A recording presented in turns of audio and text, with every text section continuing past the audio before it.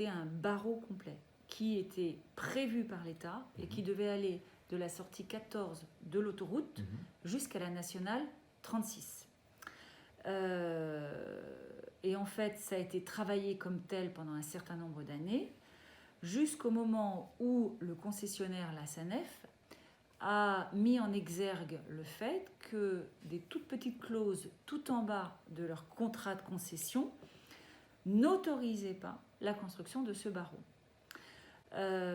Et donc, le barreau a ensuite été travaillé en demi-barreau. Le bailli est ici, d'accord?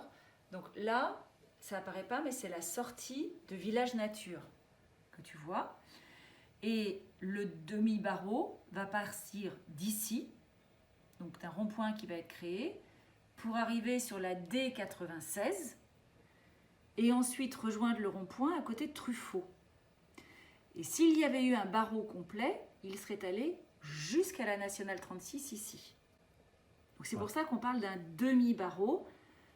Un jour, peut-être, il y aurait une deuxième moitié. Mais pour l'instant, on ne peut réglementairement ne se contenter que de ça.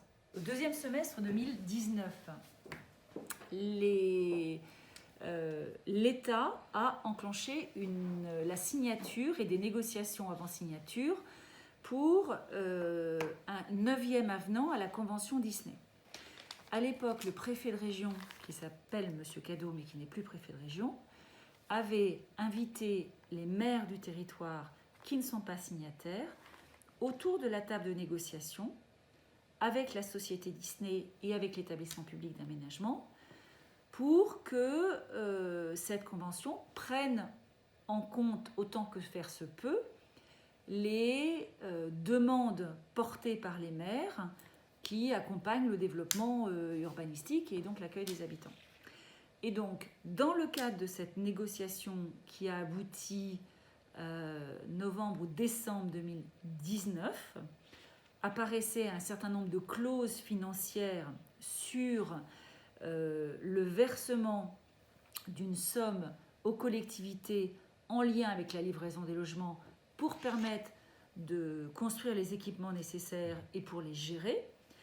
Et à la demande et à l'unanimité, les maires ont aussi demandé qu'apparaisse dans la lettre d'engagement du préfet que nous avons la construction du demi-barreau pour désengorger le RD 406.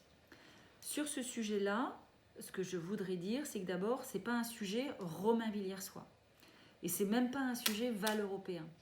Parce que oui, ça crée des nuisances auprès des Romainvillers-Soie, c'est clair.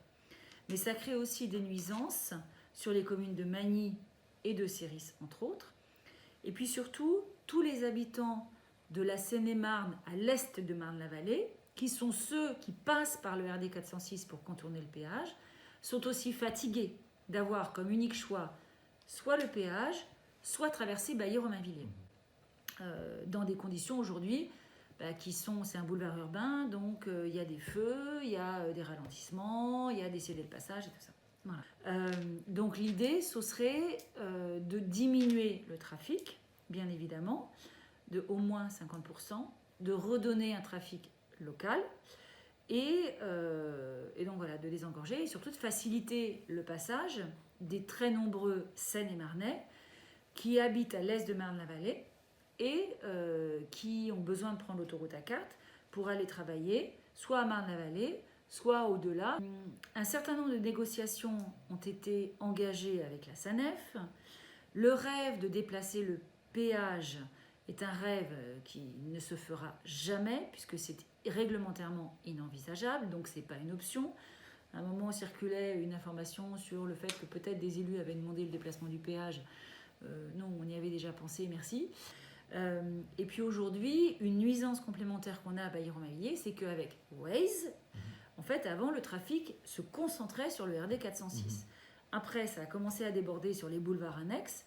Et en fait, maintenant, on retrouve des voitures qui serpentent dans les toutes petites rues de Bailly pour essayer d'éviter le bouchon du RD 406, d'éviter le bouchon du boulevard des Sports, et qui passent dans des petites rues qui ne sont pas adaptées à accueillir ce genre de trafic. Donc voilà, donc ça ne va pas en s'arrangeant. Voilà. Parallèlement, le demi-barreau est un ouvrage qui doit être piloté par le conseil départemental. Donc, peu de temps après notre élection, au mois de juillet, j'ai contacté le vice-président en charge des travaux, M. Xavier Van der Bies, en lui disant « Monsieur le Président, le moment est venu que nous fassions un point ensemble sur l'avancement de ce chantier. » Et donc, je l'ai rencontré, je crois que c'est le 17 août. Je pourrais te retrouver peut-être la date exacte, enfin en tout cas au mois d'août, je l'ai rencontré. Il est venu avec une partie des équipes et ils nous ont montré l'avancement d'un certain nombre d'études qui sont en cours. Ils sont revenus au mois de novembre, et c'est à cette occasion-là que tu avais dû voir qu'on avait communiqué, pour poursuivre le travail.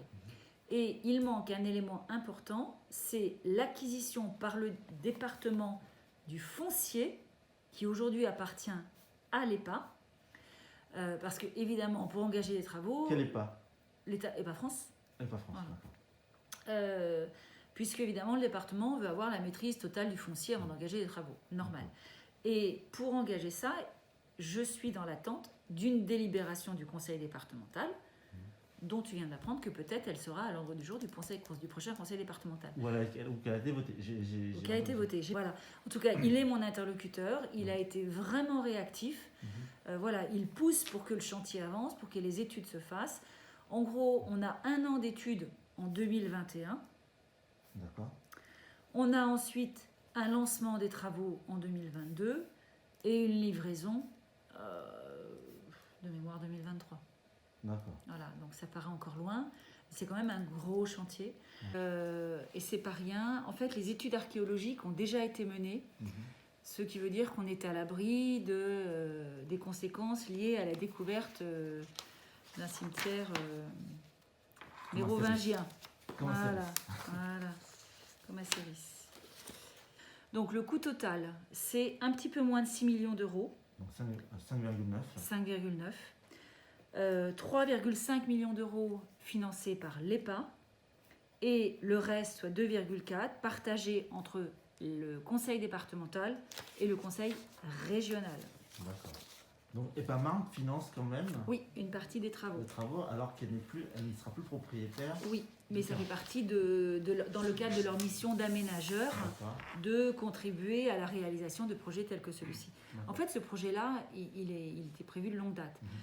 Je me souviens d'une manifestation. Oui, qu'il y avait eu une mobilisation qui s'était faite l'été 2017, juste après les dernières élections présidentielles, où un certain nombre d'élus, et cette manifestation avait clairement montré que ce n'était pas un sujet romainvilliers-soit, mais il y avait des élus des petites communes voilà, des cantons juste derrière qui s'étaient mobilisés et qui étaient venus avec nous au mois de juillet. En fait, on avait fermé la circulation pendant quelques heures, un dimanche après-midi. Oui. Voilà. C'est clairement le préfet Cadeau qui a, lors des négociations pour l'avenant 9 de la Convention Disney, qui a vraiment pris le sujet à bras-le-corps et qui a fait en sorte que ça figure dans sa lettre d'engagement pour l'avenant 9 de la Convention. Donc ça veut dire que là, ils ne passeront plus donc, par le chemin, les automobilistes, ils passeront par où alors? En fait, ils sortiront de l'autoroute A4 à la sortie 14, qui est la sortie Village Nature et Disney. Et là, ils utiliseront une partie de la voie d'accès à Village Nature et à Davy Croquette. Et ensuite, par un rond-point, ils repiqueront vers le nord pour rejoindre le RD 96.